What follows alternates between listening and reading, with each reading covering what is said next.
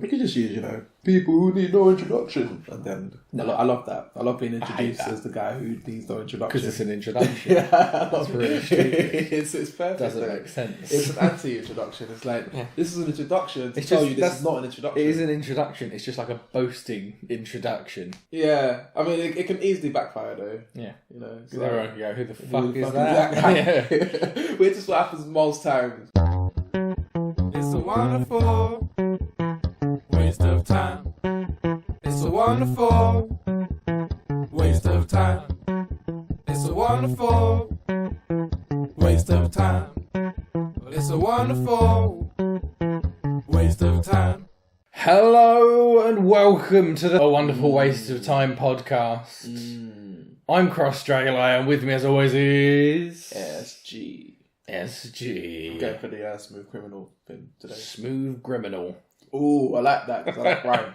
Griminal. Yeah. Sounds worse. Yeah. Smooth griminal. Griminal. Sounds a bit like urinal, but... Yeah. But somehow more dirty. Yeah, that's what I was thinking. I was like, it's so filthy. It sounds like a urinal you wouldn't want to use. You'd avoid that one and use a different one. What, in case this urinal eats your dick or something? In case the disease comes up the stream.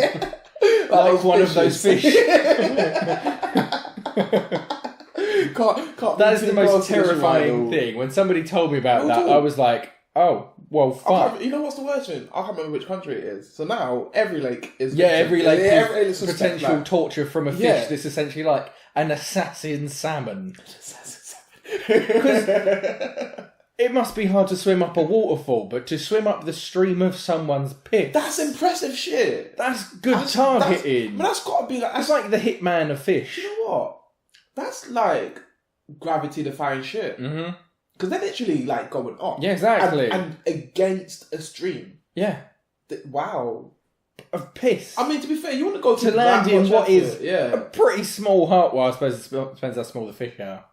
No, they're meant to be quite small. I mean, you've got to be pretty small to get into that hole, to be fair. It makes me out. Yeah.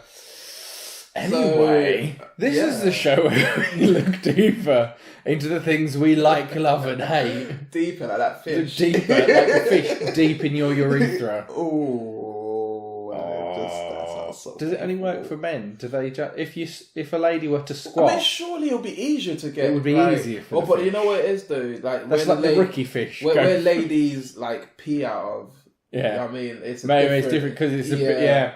Yeah. But I mean, could it follow the stream to then go into the main vagina? Oh, it's not. This is just bad for everyone. I mean, if it's everyone listening to this is cringing right now, and I don't blame them. These are important life questions that I actually really want. I want to get answered. Actually, I want to know if there's a lake where it's only men that can't piss there, but women could just freely like squat wherever they want. Without fear of fish. Fish infection, yeah. Shall I spin the wheel to see who's going to talk first? Yeah, man. Instead of saying stop, I'm going to say the word fish. Cool. Because I want you to make the noise of someone pissing, and when I say stop, the fish has got inside. Whoa, that is That's when the fish gets there. Okay. You ready? Go. Yeah. Go. This is them like finding the place. Oh, that's snake. Okay. It's a full scene. Fish!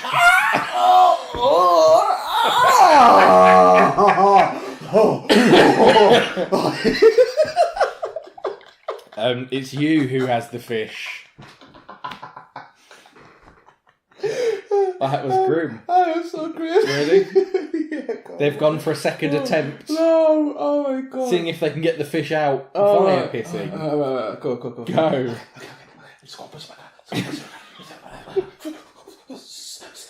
Oh god, another one's coming. Stop. Another one. Music. Ooh. Music. Right, so I want to talk about something interesting. Good. That's the point. You know, it'll be interesting. I'm going to focus on two of my favorite artists. That one more so came up the mixtape game. The other, the mixtapes were widely known, but I think they their fame came more off their first album. Yeah. And I also want to talk about the progression within that. And yeah, so it's J. Cole and Kendrick Lamar. Yeah. And J. Cole is like, I think a lot of people were more into his mixtape game. You know what I mean? Like he was one of those rappers where when he wasn't cool, he was more cool. And then when he became more mainstream, I think people not realised they thought he was there are a lot of people who really like the concept of underground and get a bit snarky when someone becomes successful, which is really stupid. Which is really stupid. It is really stupid. Same thing happened with like Idea and people like that. It's like a quite universal thing. Yeah, Idea, who did a lot of like rap battles and stuff like that. Okay. He did, is it called Scribble Jam? Scribble Jam? I haven't heard of Scribble Jam. It's an American thing. Yeah. I used to really I still do actually like a lot of battle rap, American battle rap. I can't remember which, there's a really big one that I basically I'm always tuning into, but I can't remember what they're called. Yeah. But anyway, that's another day.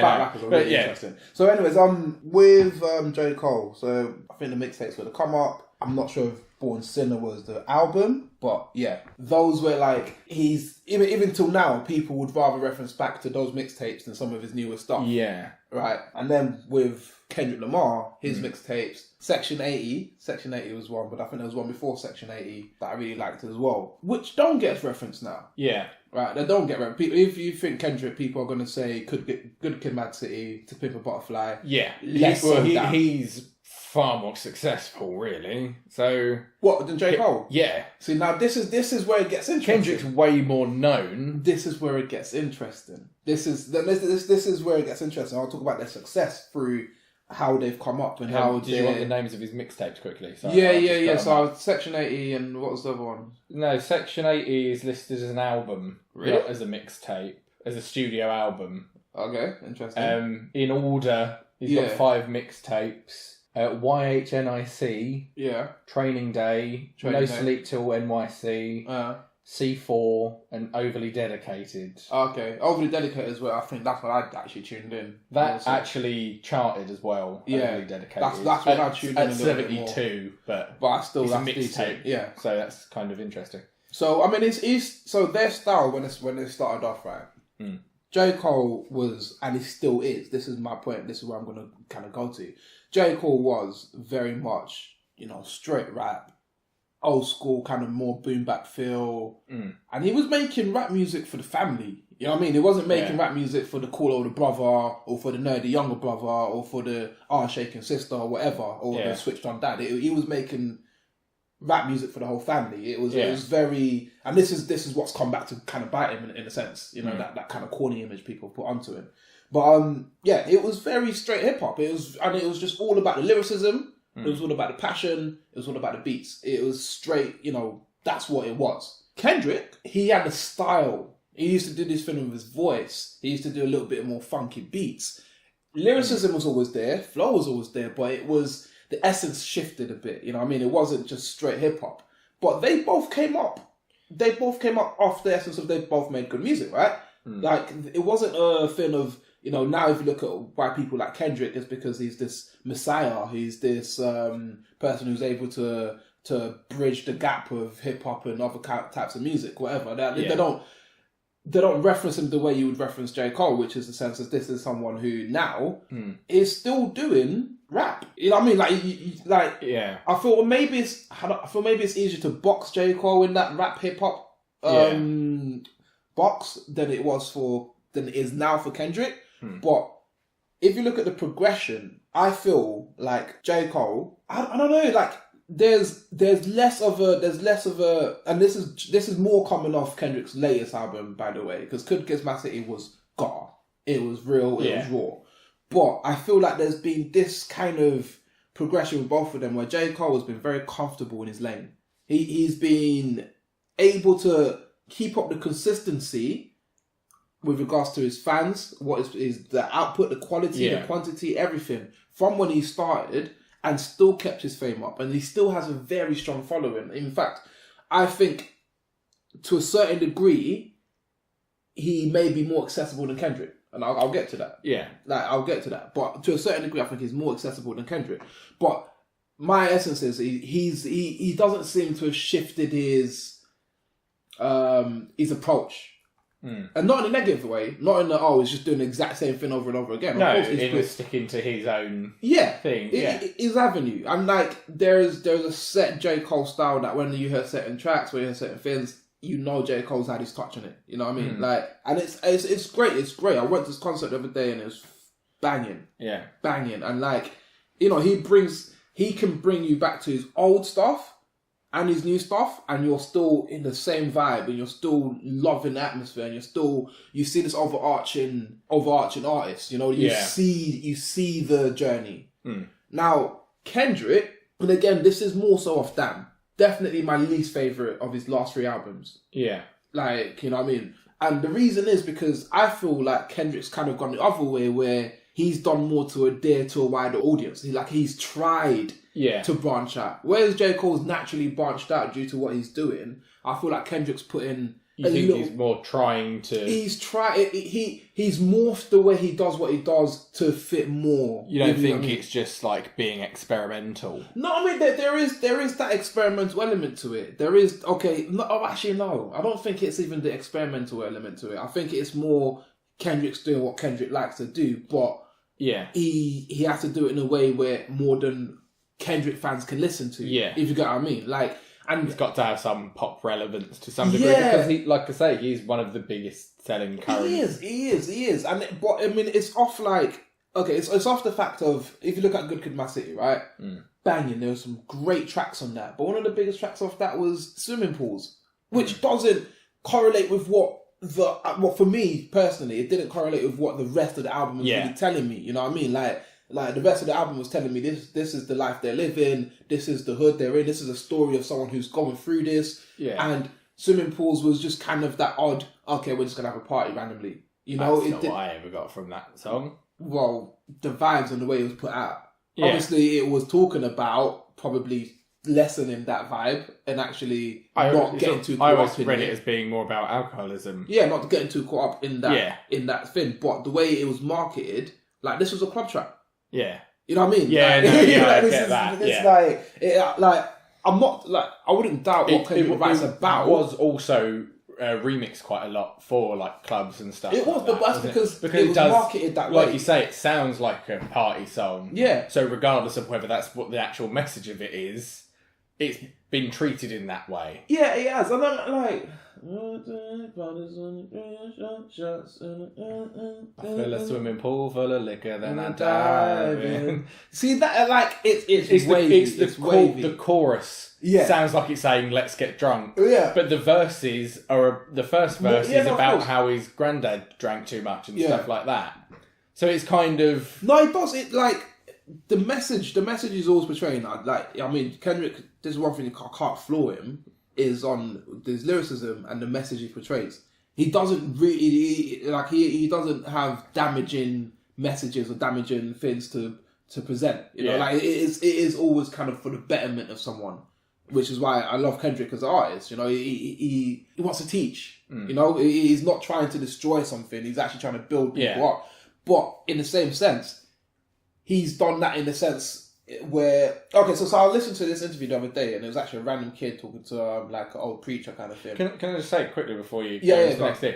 Just because while you were on Swimming Pools. Yeah. I do think it's really interesting that you can take a part of a song that's meant to mean the negative of what you're saying. Because if you look at the lyrics to it, the chorus is like it's a different person.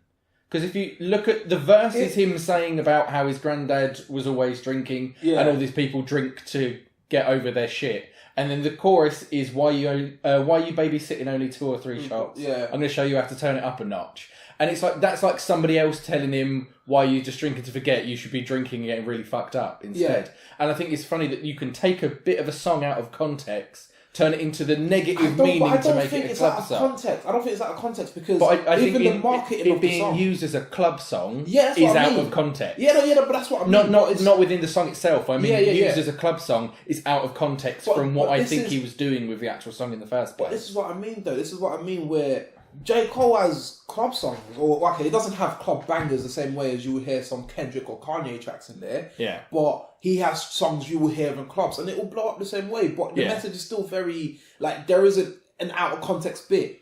Yeah. If you get what I mean. Where I feel like when we take, so even like let's focus on Damn for a second, right? There are a lot of tracks in there that can be marketed in very different ways if you take them out of context. Yeah. You've got me, like there's and it's actually, you know what, some of them tracks are actually banging, like Loyalty, Be Humble. But that was the first album he's able to still be all lyricism was all kind of, you know, again, pointing in one direction. Yeah. But it was just the production value and the way it was marketed, it wasn't the rawness. It wasn't the Pimp a Butterfly it didn't have that Kendrick story. It didn't have that Kendrick feel. It felt more like he's trying to do what he done in the swimming pools, which is put in a positive message, but in a way where people in the club can fucks with it. Yeah. You know? Whereas for me, J. Cole has just been very naturally like, look, you can fucks with this wherever you want to fucks with it. Yeah. But this is the product. You know, that there is no playing about with what the sound is gonna, you know what I mean? Like you take from it what you want, but this is the sound. Whereas Kendrick has been like, okay, you weren't really vibing with the way I delivered that message. I'm gonna have to deliver the message. And it's like, fair enough, as an artist, you can do whatever you want. You know what I mean? I can't flaw these artists. They're both absolute, you know, pioneers in what they're doing. Yeah. They're both like, and again, in fact, Kendrick more so, you know what I mean? Like, they are very much pioneering the whole kind of route that people can take, that you don't have to do a certain type of music in this day and age where a lot of people are doing that particular type of music. It's great to see. I just feel like there are some artists that stay very true to their sound. And not just because, I don't want to experiment, or, you know, I don't want to expand, I don't want to grow as an artist, because you can see a growth in both of their crafts. You can see a growth in what they both do and how they both deliver the message and how they both kind of package albums and songs now. But J. Cole has been able to kind of still keep this very raw, like, listen to Forest Hill Drive, and, you know what I mean, like, he's more latest stuff. I can't remember what the new album was called. For Your Eyes Only? No, that's oh wait, actually For Your Eyes was the newest one, wasn't it? Yeah. Wait, it was that. I'm looking at the thing, there's a list of it. Yeah. And the one before that was 2014 Forest Hill Drive. Yeah. Yeah. I love Forest Hill Drive. I think it's interesting as well. You need to go back to the thing you were saying before, because it's going to piss people off. You were talking about an album or something. It's interesting that they're both listed as having 5 mixtapes and 4 studio albums. Yeah. They're like parallel. They're quite. This is why it's quite interesting. You know, and like even the way that good people to compare. Like even the way they came up. Like I was really interested in that, man. They're like, for me personally, someone who, I don't feel like I fit into that box of traditional, you know, hip hop. Well, not even hip hop, more traditional hip hop than this new age stuff. Basically, like they're both really interesting to kind of listen to. Even Joey Badass, actually, I went to one of his shows the other day, and he is spitting bars out there, man. Bars. But what I was saying before, actually, I watched his interview basically, and it was just this young guy who does music himself talking to this older kind of, you know, switched on preacher kind of, you know, Black Power, wrong fist. Wrong fist. Strange problem. And basically what he was saying is,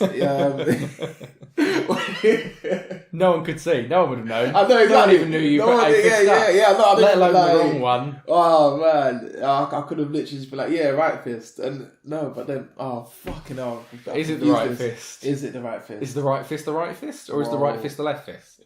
I always thought it was left, you know. I think it's left. I think it's left. I'm trying to picture the Olympians. On the podium. That's the image that's always in my head.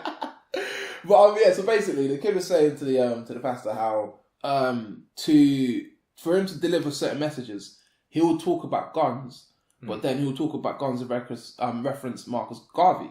So in the same way that he is talking about something of destruction, he's trying to put a message in there. Yeah. And, you know, for me, I was like, that's a fair point. But then the other guy made a really good point, which is why do you have to dilute the message? Yeah.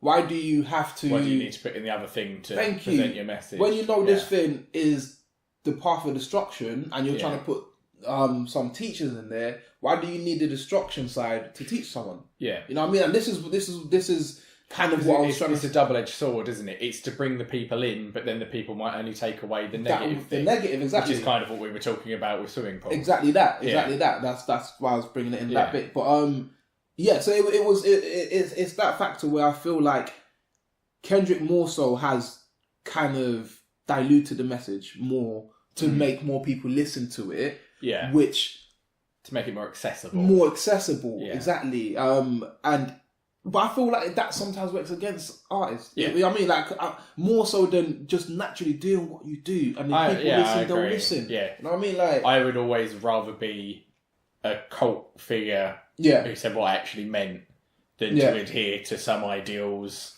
and be more popular. Basically, yeah. I'd rather be Doom than Kanye West. You know what I mean? Yeah. I mean, obviously, you know I love Kanye, but you love the things he does, not necessarily the way he's doing them. Yeah, which is exactly how I feel about Kanye West. I still love his first 3 albums are some of my favourite albums. Yeah. But I still don't like a lot about him. Yeah, no, fair. That's you know, once the personality comes out, there's no going back. That's the realness of it. And you know what? That's quite interesting. The Kanye compared to these two, like their personalities are so just brought back. Yeah, you don't hear wild stories about, and like someone like Kanye West, he's always like from. I mean, he came through. Obviously, he didn't come through after the car crash, but he has been very.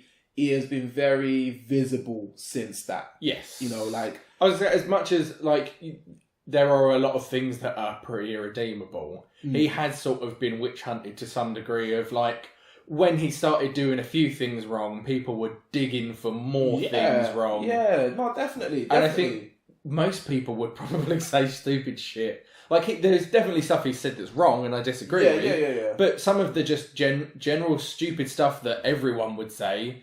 didn't really need to be broadcast in the way that it was. Do you know what? Yeah. Which I think is a problem with everyone. It's like you look at a show like Big Brother. Yeah. It's because you're getting an unfiltered version where not an unfiltered version, a filtered version where they pick out the bits that make people look stupid. They've probably spent most of their day having normal conversations. Yeah. But they've already picked people that they know are going to say stupid things and then picked the stupid things. Yeah. Yeah, it's all. I mean, I feel for Kanye in that sense actually, because that there has been more. It's happened to a lot of other people as well, and it is a shame. It is, really. But I mean, at the same time, you've got. At the same time, he's done other stuff, so you kind of. Exactly. And you know what it is? It's exactly. He's not put fuel in the. I mean, in the ignition. He's been part of that. He's been one of the sparks that set off the flame. So it's like. But whereas these two, they don't allow that. They're very much, they let the music do the talking. And they're both, like... I haven't seen Kendrick live, unfortunately. I don't think I have. No, I haven't. But I saw J. Cole live not too long ago, like I said. But I have seen a Kendrick show. Like, I mean, I've watched one. And, not live, obviously. But they're both quite politically engaged. You know what I mean? So... one of Kendrick's shows, he had like a march of people dressed up as prisoners, chained up, and they were just marching. Like it was very well choreographed, kind of in like a sequence that was going on. And obviously, it's about the black struggle, it's about incarceration. Was this To Pimp a Butterfly, the show that you watched? Because that's the album that seems to fit with. Yeah. Because that's the more political of his albums. Yeah, but so for Your Eyes Only. What's the song on there? The really... I can't remember. For which one? For Pimp a Butterfly? Pimp a Butterfly. There's a really good I song. Love Myself. It was the first single, I think. It was Was it? Or Black of the Berry. It might be Black of the Berry. Black of the Berry, sweeter the juice. Black of the Berry, sweeter the juice. Where was I? Forest Hill Drive is from the perspective of one of J. Cole's friends. Yeah. I think the guy died actually. I'm not too sure, but so it was just telling that story. But when he performed it live, he performed some of my older songs, whatever. But when he performed it live there, he was in like a orange jumpsuit, and the background was kind of, I think the background looked a little bit like a jail cell. And then he showed a video of police busting into his house for no reason, kind of thing. You know what I mean? Like. So they're both delivering an actual video. Yeah. It was crazy. He was telling the story. Yeah. This is what I love again about J. Cole. He was able to just be on stage, tell us a story about him getting his house getting invaded for no reason. Basically, I remember that. Yeah. I remember reading about it happening.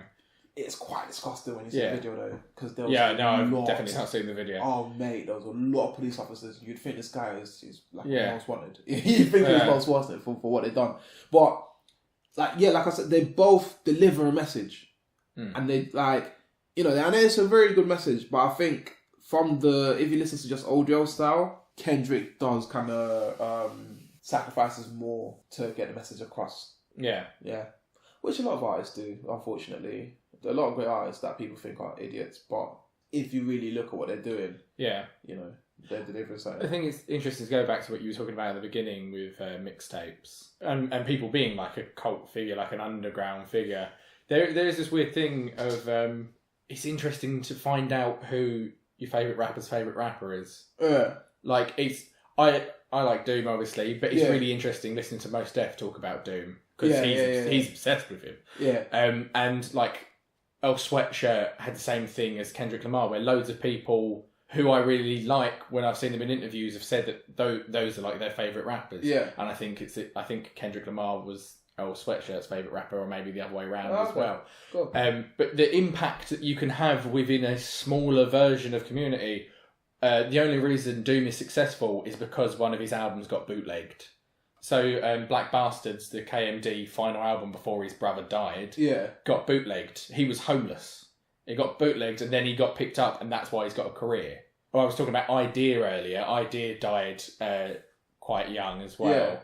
And so many people around him, especially with like Rhyme Sayers and stuff, so Atmosphere and loads of other people knew him. Rhyme Sayers. We were talking about this the other day. Yeah. But loads of people made songs about him and stuff like that because he was so close with so many people. I think it's really interesting. But it's funny how far back you can take how mixtapes are such a thing. Like, it's a thing with everything, obviously. Mixtapes are just EPs. It's just more of like the hip-hop dialect. But I mean, the real we'll just clear this one up now. The real definition of a mixtape is if it's to insinuate that everything on there isn't original. That's literally it. That is all that is for a mixtape. EP. I would say, like, with the bootleg, an EP is like a sample of stuff. A mixtape is usually with samples. It's not a sample of you. It's samples of other people. And you tend to put it out for free to make it. It's advertising, essentially. But going back to bootlegging stuff, it's such an old thing when you look at like how hip hop really started with like Kool Herc and people like that. It was bootlegging. Bootlegging was a huge problem for them, but is the reason why everyone knows who they are. So it's really interesting that that's still a thing, because mixtapes are essentially bootlegging. Well, it's legal. It's sampling and handing out other people's music for free, but putting your own stuff over it. So it is still very similar to bootlegging, but it's such a normal thing now, and I think that's really interesting. It is. I mean, it is intricately woven into what hip hop is. You know, like I said, that's literally how it began. It is everything about it was taking other people's beats, and then what other people have done, put a sample of yourself on it, bam, get that one out, or even this is a free thing to use, boom, boom, boom, give it to everyone you know. Odd Future did that brilliantly when they started their career. You can get like probably 20 plus albums for free because they all had stuff and all that. That wasn't just mixtapes. A lot of it was original stuff as well. And they just put them out for free. Was Earl's album just called Earl? I think it was just called Earl, wasn't it? Another one since recent. No, so it's. I think Earl is the. I think the first one's just called Earl. Is that before he got sent away? What do you mean? Remember, because there was a period where he wasn't about for ages. Oh no! But he came back and then released an album. So he never released an album before. When he was, he went like a Borstal thing. No, that was before Doris, wasn't it? Okay. And Doris is the really good album. Then he had I Don't Like Shit, I Don't Go Outside, which is the album he wasn't happy with because they sort of pushed him to release it too soon. It wasn't on Future, I don't think. I think it was on something else.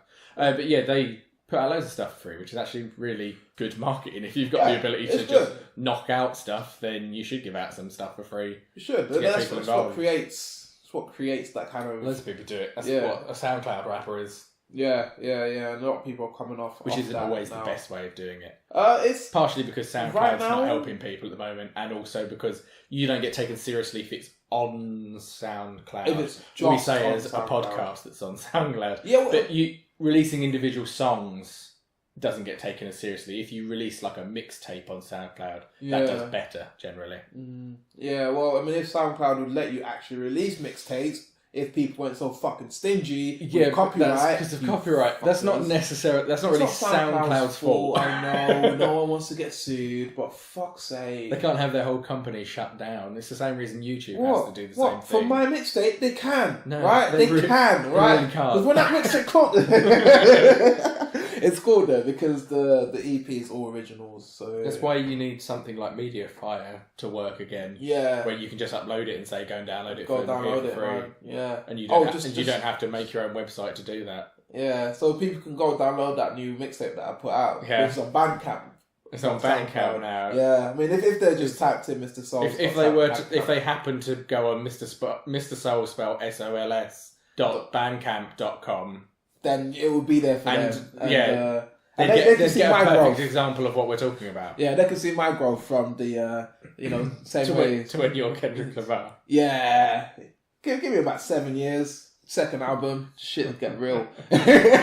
Shit will get real. But yeah, that was it really, man. I feel like I just wanted to talk about that kind of the difference between those two. Like I said, they're quite similar in what they do, and how they've come up and what they've produced quantity-wise. But it's quite, and they are actually message wise as well. They're quite similar. Yeah, they're quite similar. Yeah. I think J. Cole does talk more about general everyday life stuff, whereas Kendrick looks a bit bigger picture stuff. But quite similar messages. But I feel like Kendrick has just kind of sacrificed a bit more of what he started with. Yeah, and actually, you know what? That's a lie because if you listen to Section 80 and stuff like that, the Overdose, he's done a lot of crazy shit. Like, he's done squeaky voice shit, and like he's always been fucking with his voice, basically. He's always been playing about his voice. Even on swimming pools, is that in the middle for some reason? I think Good Kid, My City it's supposed to be like he's conscious or something. It's perfect. It's him talking to himself, isn't it? Open your mind up and listen to me, Kendrick. Yeah, because it's like it's kind of like his conscience talking. Yeah, I think he literally does say in the film that I'm conscious. Oh, does he? Yeah, I think. I'm pretty sure it says it. Well, clearly, I analysed that well by listening to the words. Well, yeah. Okay. Oh, it does. Yeah, it literally does. After open your mind up and listen to me, Kendrick, I'm your conscience. If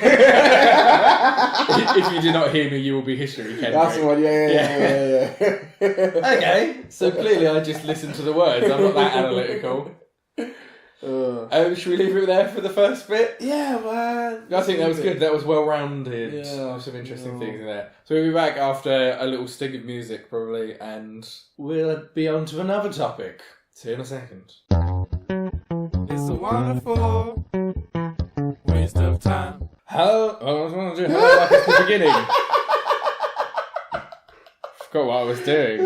Where am I? And welcome back. So I think the first half was interesting. But now what we can do for the second one? I haven't even got a good noise for you to do. Should we go back to the screaming at fish pain? Man, the fish pain's a bit, man. It's just like... Do you want to be Kendrick's conscience? Can you just talk in a high-pitched voice? Yeah, go on. Go. Oh my God. Did you hear about that guy with the fish in his penis? Stop. It's just like them while they're... Is this what they talk about while they're not on someone's shoulders? Yeah. They still hang around together. Just having a little chill, man. It's like, did you hear about that guy with the fish in his penis? Yeah, that was me. I told him to go and piss in that river. I'm the bad one. Alright, do you want to be the evil one for the second bit? Oh, God. Go. Who's talking? You're being the evil conscience now. Oh, no, I meant like who's talking? I'm still carrying about the fish. Oh, okay, you know what? We'll get there. Yeah. I'm the evil guy now. Go, yeah. Now, go. I can't do deep, you know. Right. Let's just stop then. I can't do deep. I can't. Can you not do a deep voice? Hello, man. You can't talk like this. A little bit more deeper than that. I can go deeper than that. A little bit deeper than that. I can't go too deep. I can't go too deep. You naturally go more gruff when you go deeper. Everyone does that. Yes. This is no, I can't do it now. I can do a deep voice like this. Deep voice. It is more fruity. Yes. Okay. So, evil. let's talk. It was you. Oh God! Oh, That was already established. Oh, and it's right. comics, books, and manga. Oh, and you sick. said earlier you wanted to do books, so that's worked out well. For Yeah. you. Oh, I've wanted to talk about this for a second. Or just now, No, I'm like the long second, the internal second. like how they say day in prison when they mean life sentence. Whoa. Been in here for a day. Whoa. They do. It's a thing. Wow. That's- Like that's like weird that, but slang. That's Or a hot depressing. minute, which means Hot not a minute. Yeah. Like, I mean, yeah, literally that. Yeah, so a second hot minute a day. A prison day. Yeah, a prison day. Jesus Christ, it's so depressing. It's so depressing. It's literally a day of prison is all your life. That's Exactly. Wow, man, that's not good. Don't go to prison, kids. But anyways, the book. But don't do anything to get you put in prison, or be unfortunate enough to be wrongly convicted and put in prison. You can't really don't go to prison. And no one's like, I'm going to go to prison.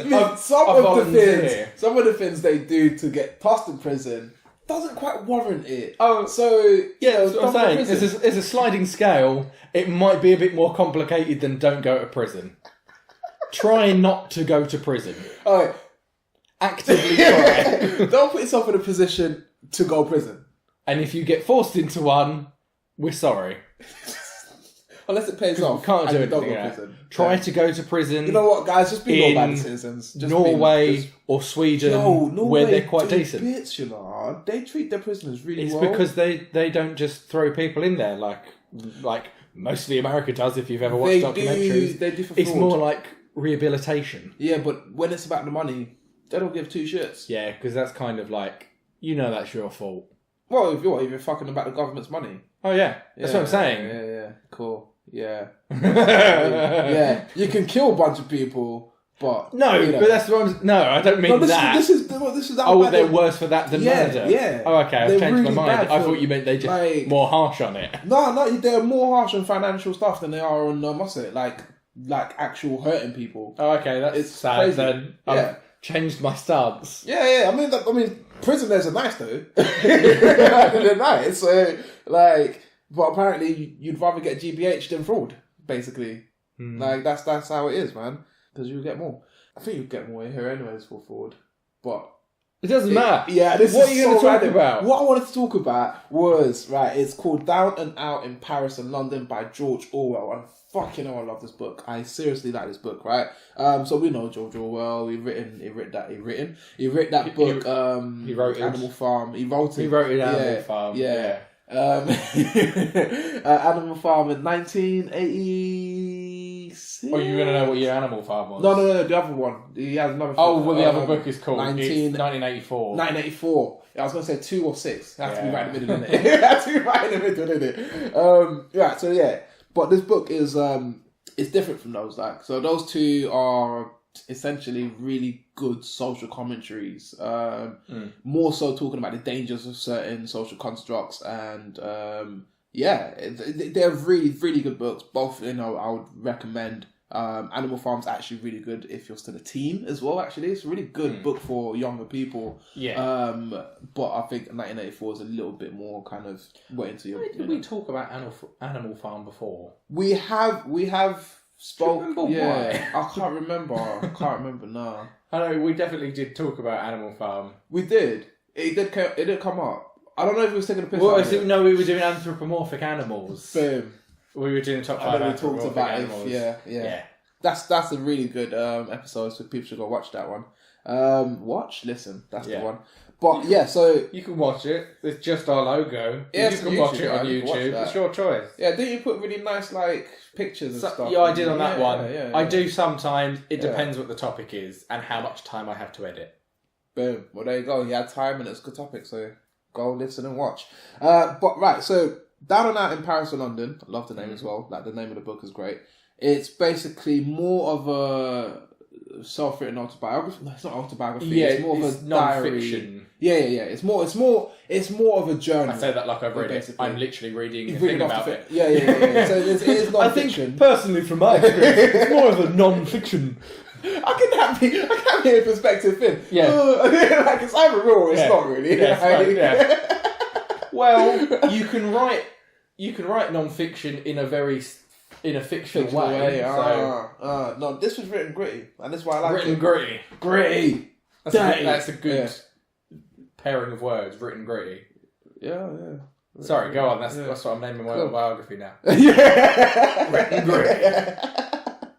So it's about literally when he was down and out in Paris and in London, he was flat broke and doing some disgustingness to get himself up, and it's a great insight. Yeah. You know, so right, there are a lot of artists that I feel like, what was your journey? You know, like what created that thought process? What put you in that situation? What kind of developed what was then the finishing product, whether it be poetry, books, films. Someone had something that kind of drove them to think in that certain way. Yeah. You know, there's a reason fucking, what's his name, wants to blow everything up. What's his name? The guy that does Transformers. Michael Bay. There's a reason he wants to blow everything up. Something is drawn into... Yeah, I've never really thought about that, actually. No, but exactly. But everyone's got a reason for their approach to things. That is what this podcast is about. There's a reason behind everything. I've never thought about... I've always thought about how Michael Bay must think in terms of money. I've never thought about there must be some deep-seated reason why he's so into explosions. Yeah, there must be I mean, everyone's got a reason that they have. Do you think he's a pansexual? Pansexual? You think he gets off seeing flames? Okay.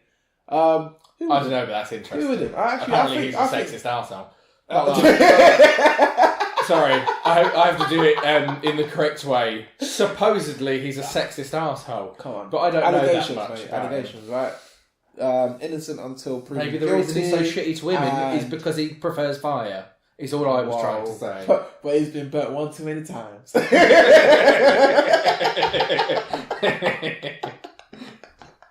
But yeah, so, you know, there's a reason people would approach or write. I think more so for writers as well. But, you know, people who tell stories. There's a reason they will tell a story in a particular way and whatever. And there's a reason they will choose those stories to tell. And Down and Out in Paris and London, very much, I think for me, gives you great insight into why George Orwell would talk about, you know, social politics and how the human race is going in a sense, and how we as humans are treated and treating each other by, you know, the elitist systems and stuff like that. Because it talks about him being literally the bottom of the pile. Yeah. And you can tell this isn't someone that was used to being at the bottom of the pile. I think he was well educated. He did have He didn't have like the hardest upbringing, you know, if you get what I mean. Like he seemed to be well up at some point earlier in life. So this feels like we just, you know, you open a book. His great grandfather was really wealthy. Yeah. So I think, and he married Lady Mary Fane. So Lady Mary Fane. If you've got lady at the beginning of your name, then clearly also well off. So they've doubled up the well off. Yeah. There. So this is even that. You think a well-off person who is coming from a wealthy background, marrying ladies and lords, why is he talking about... Or as he described it himself, lower upper middle class. Lower upper middle class. That. Great. Great. So why would you choose to basically write books that are denouncing how you probably came into that wealth? Yeah. You know, like... And this is why. This book explains. So it starts what off. he's gone through. Yeah, it explains exactly what he's gone through to kind of get there. It starts off with him firstly in Paris, right? So, and he doesn't even talk about like how he got there. This is one of the best things about this as well. Yeah. It's just kind of you just find him in Paris. Yeah, you know, like it's this whole thing of. I think he does go a little bit about why he's kind of travelled or whatever, but like. There isn't, I've come to Paris for blah, blah, blah, blah, blah, and I've ended up blah, blah, blah. It's like, no, I'm in Paris and I'm living in as cheap of hotels that you can get. Yeah. He was teaching, but he's teaching English, but that stops for him. And then he essentially just had to get a job working as a porter, essentially, I think, in the hotels. Now, this is like, I can't remember what year. Does it say what year it was based in? Because... Oh, sorry. I was looking at just general stuff about him as well. Oh, yeah. What happened? When he's down and out? No, when that was... Moved to Paris in 1928. 1928. Okay, I think it was just a little bit after that then. Yeah, it was... So, It says he fell ill in 29, so... Cool. I've not read the book. Yeah, Is yeah. this before he fell ill? Because then it was probably the same year. Yeah. Because he fell ill after this because he was working somewhere. So this whole bit so this is in 28 then. Yeah, cool. 28, 29. Because he's back in London. This is probably the reason he fell ill, to be fair. So, like, when I say it was... So the whole book is talking about him living in squalor. Yeah. And being from a place where he's not particularly accustomed to squalor. Like, it seems like when the book started, he started to get used to the living conditions because, you know, this is what he's had to do for a second. But it also seemed like he still did not want to be there. Like, you know, it's like he still had this kind of elitist thing about him. And it comes off really well about the book. You really, like, the way he talks about certain people as well. Yeah. It transforms. And you can see some of that from looking at the listings for his early years. So apart from, like, being well off, it says that Lady Mary Fane was the daughter of the Earl of Westmoreland. Jesus Christ. Who had income as an absentee landlord of plantations in Jamaica. So you've got to have had some upbringing of elitism. Of course. Yeah, that's what I'm saying. He was born in British India. Yeah, so he's obviously moved around a couple of times. Yeah. And his upbringing is within that elite Britain having taken over places. Yeah, so he's got colonial upbringing. He's essentially he was deep into it. And that already teaches you to treat other people as lesser. Yeah. You know? And that's by the way, that's way too far in his family history for him to have known him. So someone in his family the elite did that, but it's that trickles down. That's his great grandfather was the plan. Yeah. Oh, okay. So his great grandfather married Lady Mary Fane. Yeah. Whose father was the plantation absentee. Oh, okay. Okay. So it's not like he would have met him. I just mean some of his wealth came from that kind of stuff. Of course. He was born in British India. In that kind of year, it wouldn't have been in a hostile British India. But it would have still been colonial. But it's still colonialism. That's still, So... The bad kind, not the Mars kind. I need to... Every time we say colonialism, I need to reinstate that other people's countries, colonialism bad. Empty planets in space where we can survive in the future, good. But what if Martians are doing things that are keeping us alive and we just don't know about it? Then when we get up there and we discover them, we should be like, thanks. Okay, but what if we don't know about it and then we just kill them all and then next thing you know, solar system just falls to shit? We can't really know that. We can't know that at all, so why should we We've got no evidence that there's anything there. Yeah. We have evidence that there used to be water, so potentially there was something there. I like that. But we have no evidence that there's something now. The arrogance of human beings to think, not the arrogance of human beings. No, it is, because water, I agree with you. That doesn't mean that... It means that there's not life that we can understand there. Yeah. That doesn't mean there's not life there. But if there's life that we can't perceive there, then we also wouldn't be able to affect it. Or be able to stop ourselves from affecting it, not infecting. Well, this is soft. This is very off topic. Yeah, this is like... But stop being devil's advocate against the future of our race going to another planet. I'm with Elon Musk, man. I'm with him. So anyway, so you think about it, right? This is someone we've established is coming from basically colonial upbringing. He's now in the worst accommodations you can find in France. He's working serving people now. He's lost his teaching jobs. Yeah. He's had to pawn off all of his clothes. Right? So he is literally, he is literally at the bottom. Yeah. Right? So he goes through that whole story and how he's meeting these different types of people, how he's starting to notice how these people live and like the situations that they get into that differ so much just because they are poor. And he makes really good points where I think these are the points where he starts to understand where this, as someone from an elitist background, it's very hard to understand how the system fucks with people. Yeah. And so for me, how does someone who comes from that write stuff about the system fucking with people, right? Yeah. It's because he got fucked over. The system fucked with him because he wasn't in an elitist position. So he saw how it's actually more expensive to be poor. You know, like you have to the upkeep of getting very minimum things. Yeah. It gets more costly in essence. The things he had to do becomes more costly. He had to he's talking about days where he had to walk off the hunger, where they have to sleep off the hunger. They're not eating for 2-3 days. He's working in like the lowest positions in hotels and stuff like that. And his language starts to... It's amazing through the book. Obviously, he wrote this after the experience. But he wrote this after... Why did I think what does Rick come from? I don't know why you say that. I wrote this, you wrote that. No. They both wrote. I wrote this, you wrote that. Oh. Still wrote. Wow. There is no writ, other than like an official statement for bailiffs. Okay, cool. Cool. That's happened. So anyway, so he wrote this after he moved back to London.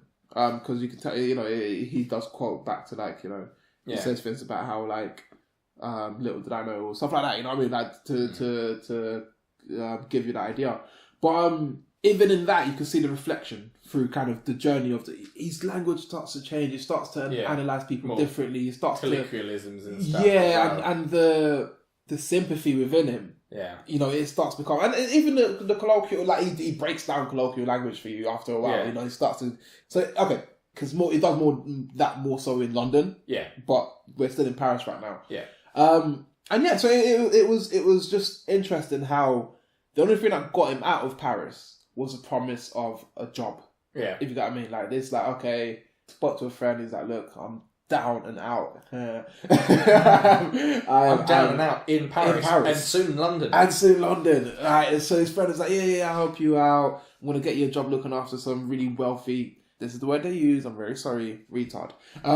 So I don't know what the physical or mental... Yeah, it doesn't really explain. It just says, how they are. He also touches on that as well, actually. It touches on how the elitists use language that are quite ignorant. Yeah. It's really fucking interesting. But anyways, so he's had that experience where he's lived in the bottom part, but he still had a place to live, and he was making very little ends meet. Because even at his worst, he's still doing better than some people having come from that background. Because if he's surviving in Paris, he must speak French. He's well educated. This is what I'm saying. Yeah. So he must be able to see that he could be even worse because he could have been poorly educated in that position. Yeah. He's mate. He makes this point about how people who are born with less will So if you're born into a position where you were not taught how to get yourself out of that position, you will never get out of the position. Yeah. And he makes that point of there are people who are born with nothing to create anything, so they're left with nothing.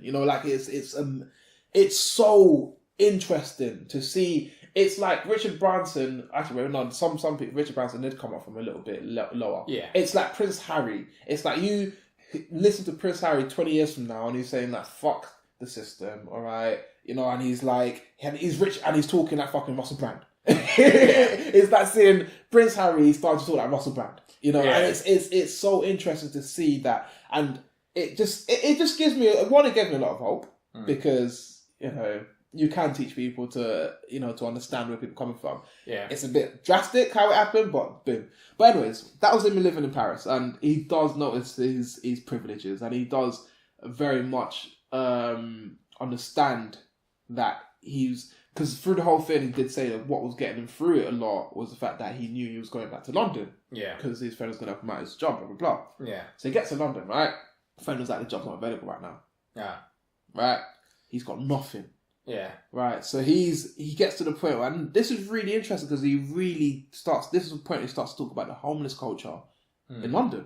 Because he's now essentially homeless. Yeah. No money, nothing. And he can't pawn. So in France, he pawned up all his clothes and stuff like that to get some money. Yeah. To eat and stuff like that. And then when he was coming to London, his friend gave him an advance and was like, "Get your clothes back, whatever." Come. Yeah. But now he's in London, he can't pawn his clothes off. Like he probably could at some point, but that wasn't an option now. Yeah. And he couldn't find accommodation as easily. So he was talking about. This is where he starts talking about the wider system not being helpful to people. So he talks about how it's basically illegal to be homeless. And he looks at this construct. It is basically illegal to be homeless. You can't be found. So at that point, you couldn't be found sleeping on the street. Yeah, like it's essentially still quite similar, isn't it? Yeah, really? yeah, and it's like to see someone kind of break this down. Because he had to be someone who was educated and articulate to be able to really look at the situation. You kind of need to be on the outside looking in. You do. But in this case, he was born on the outside and he was chucked way in. Yeah. And he was chucked way in. So in London, he is homeless. He's basically talking about the system of rating homeless shelters to that extent. So he's talking about the Red Cross centres where you still have to pay a certain amount, and he's saying he is basically giving you a guide to how to comfortably be homeless. Yeah. He's giving you you can go to this place, they have the best ones, you have to walk. So there are these things he talks about, and I can't remember what the actual name was, but they're basically homeless shelters that if you can only go to one in the city once a month. Oh. Yeah. Crazy, right? You can't go in there with any money or belongings. Yeah. Because then you don't warrant it as much as someone else might do. Yeah, so I can't imagine there's that many with literally no money who could survive there on one day out of a month. Okay. Yeah. This is down the line, and they all change. They all change. It's sound a bit witch trially, and it's exactly.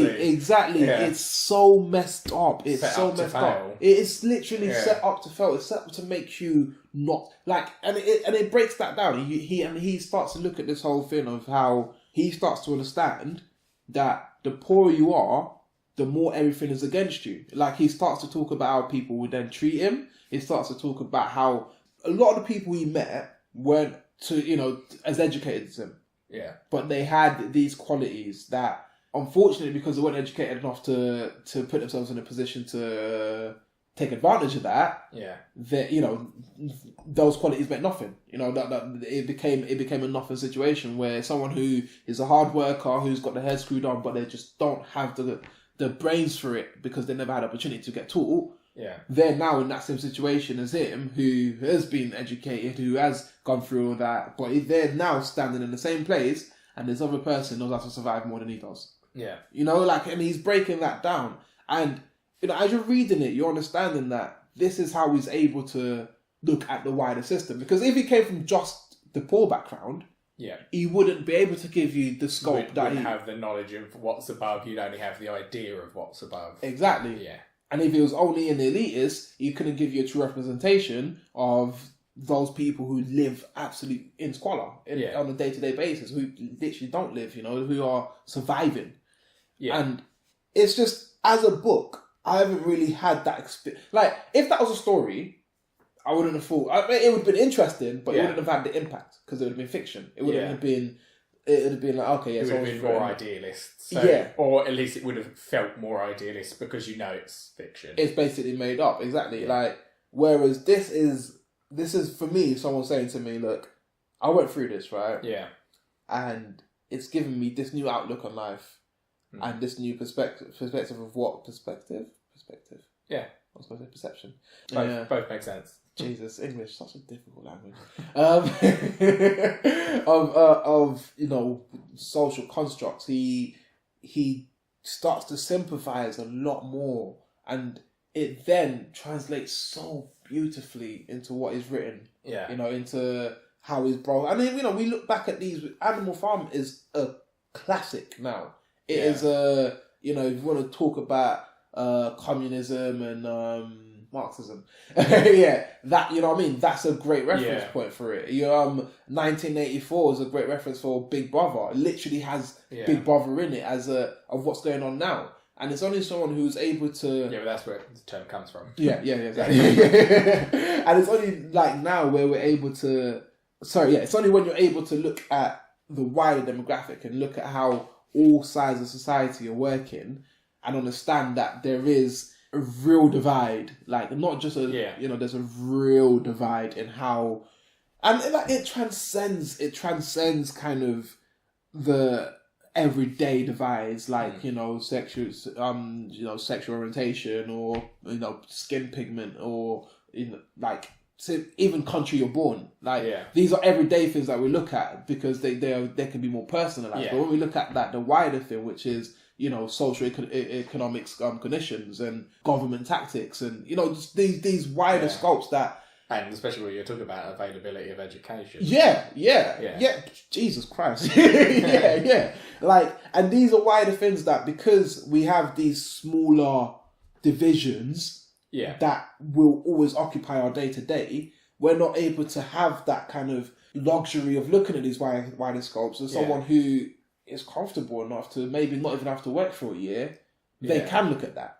You know, and I'm grateful he's written a book like this, and I'm also grateful he's written the other books, because it's a bit like, if I'll take it to a more, I guess, personalised thing, it's a bit like the race thing, where I always feel like the message's always there, but it's always more impactful depending on who delivers it. Yeah. You know, like it's a thing of, you need people on both sides saying kind of similar things for it to then become a stronger message. You need a unique perspective, but you also need a collective perspective. Yeah. And what it's not something we need to go into because we really need to wrap up, which is a stupid thing that gets shut down by so many ignorant people who think that they're helping a cause by shutting down other people who are fighting the same cause.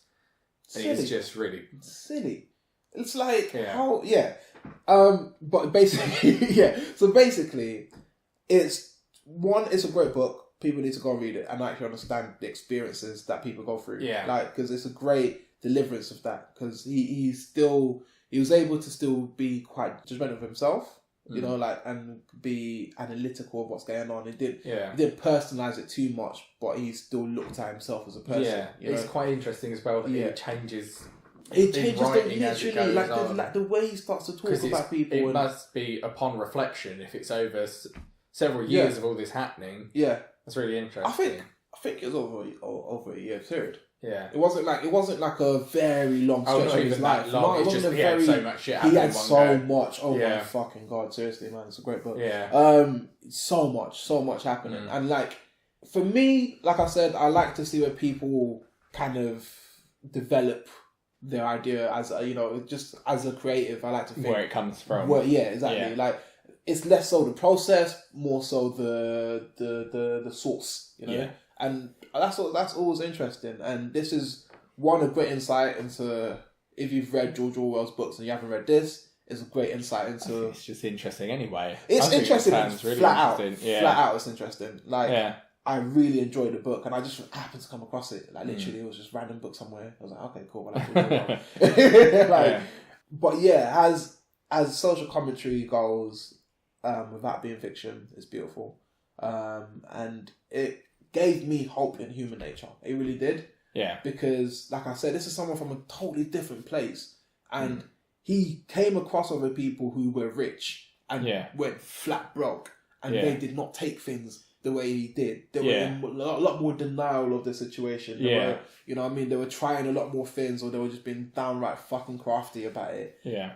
And he gave a very true portrayal of what goes down there. And it's great. It's great. Interesting book. We'll wrap it up there then. Have you got a question for this week? Question. What animal would you be scared of going up your... Nothing to do... Well, I suppose it is what we've talked about. What's the biggest animal you think you could fit in your urethra? Let's not make it that. No, let's not. That is so nasty. If you was able, you know, like that fly in the wall situation, right? Yeah. If you was able to read about anyone's life, who would you want to read any about? one person's life. Yeah. That's good. I like that. You know? Yeah, nice. Have you got any shout outs for this?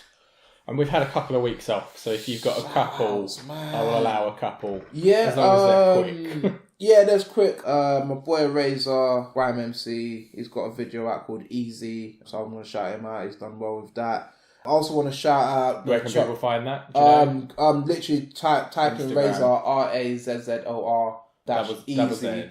Yeah. Easy, and it's on YouTube. YouTube, that's the video out there. I'll shout out my guys at the Chocolate Poetry Club. They're going to release a video of one of the poems that I've done for them the other day, and they're just a great I don't know, they're just a great collective, you know, they do really good things. It shows when a good night goes well. You know, you was there the other day. Yeah, I was there. It was good, yeah. This great organisation skills, they do really well. So shouts them out. Chocolate Poetry Club, they're on Instagram, you can follow the stuff they do.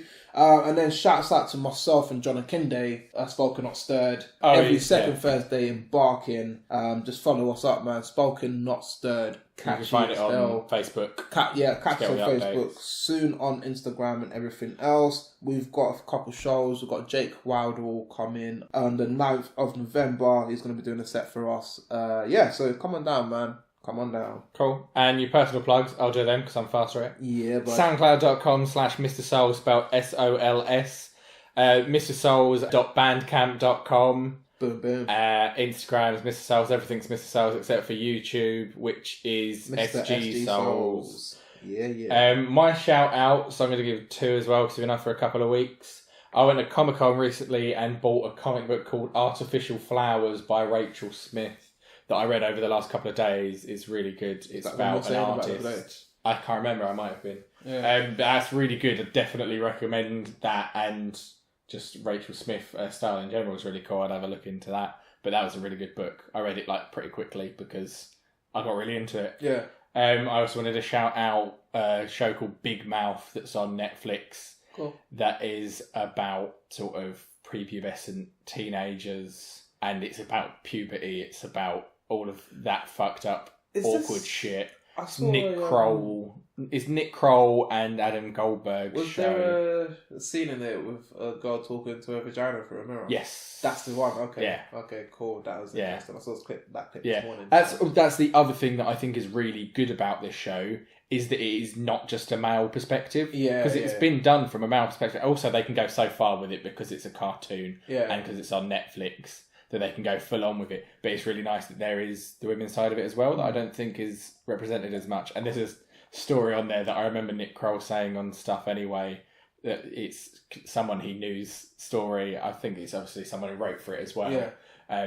But there's a bit about the girl, they've been on a school trip to the Statue of Liberty. Yeah. And she has her first period while she's wearing white shorts at the Statue of Liberty. And it's just there's so much just this must have been so uncomfortable for everyone. It's really good, and it's a really interesting, and it's quite a unique version of doing it because it's all the stuff that I think other people would have been uncomfortable to talk about. Stuff like that, and then Jason Mantzoukas' character in it fucks his pillow at night and stuff like that, and they go... sleeps on it right after? No, I think he's got a special pillow just for shagging. Yeah, that makes sense. But it's interesting that they go there with it, and I think no one's really been able to go there quite... Because it's kids. You wouldn't be able... It's universally understandable for all the adults watching it, because it's kind of all stuff that you've understand through. Or you've gone through, or you know people that have gone through. But if it was actual kids, could not make the show. Oh my God, you know what? There's something... Especially the scene you were talking about. I want to talk about stuff like that. Yeah. Because that's really interesting. Oh, just in general. At some point in the show. With when it's kids. Yeah. When that it's kids or when it's no, cartoons? Yeah. No, seriously. Oh, when it's kids. Okay, anyway, if you want to hear more from me, you can go on YouTube and search Renegade Pineapple, where we play Let's Plays. We just had our Halloween stuff up last week. Ooh. We played Bendy and the Ink Machine, which is really good. It's scary? A cartoon, genuinely kind of scary. Shit me up a little bit. And we played that and Manhunt 2 for Halloween. Cool. We're also playing Cuphead, Sundered. Been doing Kona, which you're involved with as well. And we're playing something else soon, Hidden Agenda. And we're hoping to play Mario Odyssey soon as well. Oh, yeah, I'll play Mario. No, you're not coming for that. That's just us. If you want more from the podcast, wherever you are, there'll be links for everything. You can listen to it on iTunes, SoundCloud, and YouTube. But you can also find us on Facebook and Instagram. Our Instagram is A Wonderful Waste of Time. Everywhere else is AWWOT or AWWOT podcast. Oh, what? You can email us at awonderfulwasteofemail@gmail.com. Let us know what you think. Like us, subscribe, reviews, all of that nonsense. And we'll see you next week where we'll be doing a top 5. See ya! It's a wonderful